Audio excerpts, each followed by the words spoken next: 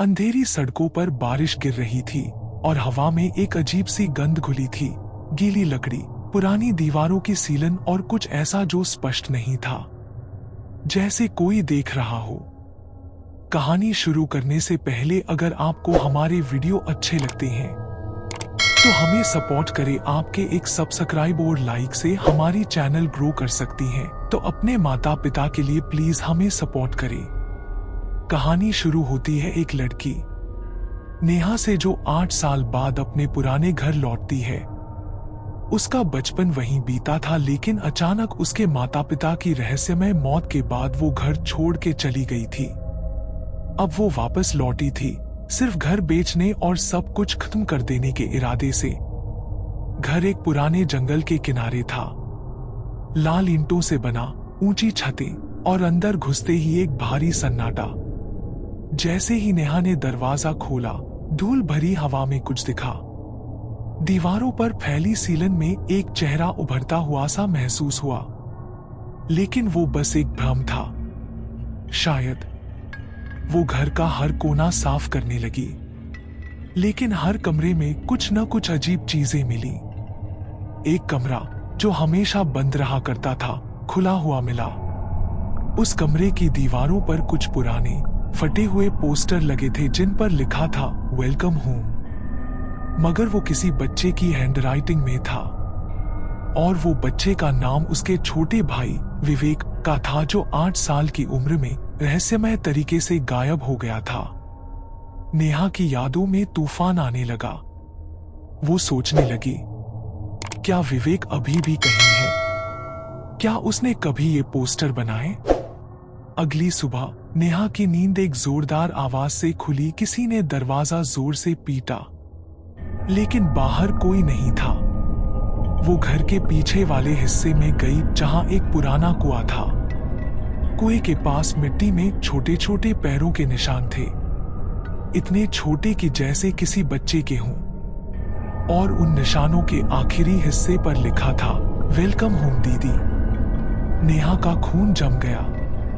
वो दौड़ती हुई घर के अंदर आई और देखा, अब हर दीवार पर वही लाइन थी, वेलकम होम, खून से लिखी हुई।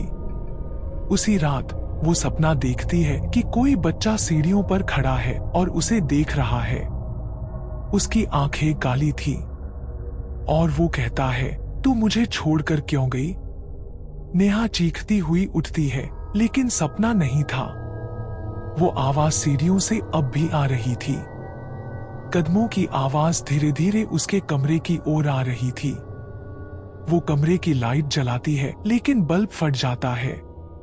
वो दरवाजा बंद करना चाहती है, लेकिन दरवाजा अपने आप खुलता है और वहां सामने खड़ा था एक बच्चा।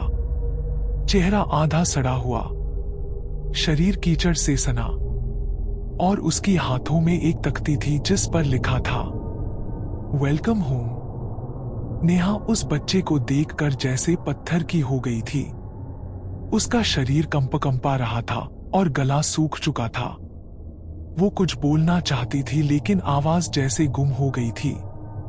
बच्चा धीरे धीरे पीछे की ओर चलने लगा, बिना पलक झपकाए नेहा को देखते हुए।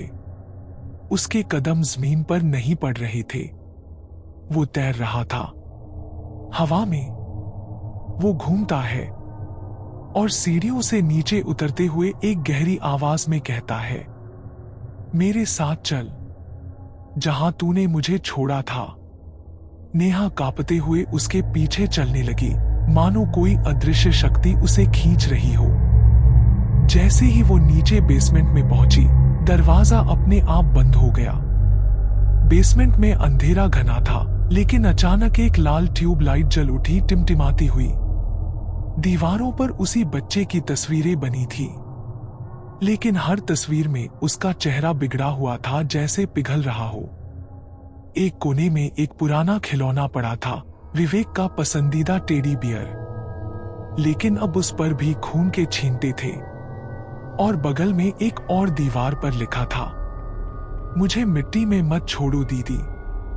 अब नेहा को याद आया जिस दिन वो और उसके माता पिता भागे थे। विवेक को घर में ही कहीं छिपा दिया गया था, शायद बेसमेंट में। बाहर बहुत खतरा था, लेकिन फिर वो लोग कभी वापस नहीं लौटे। नेहा फूट फूट कर रोने लगी। मुझे माफ कर दे विवेक, मुझे नहीं पता था। उसने दरवाजा खोलने की कोशिश की, लेकिन वो बंद हो चुका था। तभी उसके पीछे से एक बच्चे की सांसों की आवाज आई और वही धीमी सी फुसफुसाहट, अब तू भी यहीं रहेगी, हमेशा के लिए। एक जोरदार झटका लगा और नेहा बेसमेंट की जमीन पर गिर गई।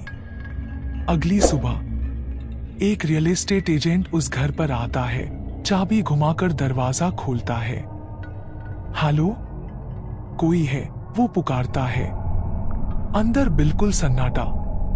वो घूम घूम कर पूरे घर की तस्वीरें लेता है, लेकिन बेसमेंट की सीढ़ियां उतरते ही उसकी नजर एक दीवार पर पड़ती है, जिस पर किसी ने ताजा खून से लिखा था, वेलकम होम। और नीचे फर्श पर पड़ा था नेहा का मोबाइल फोन। स्क्रीन पर लास्ट रिकॉर्डिंग चल रही थी।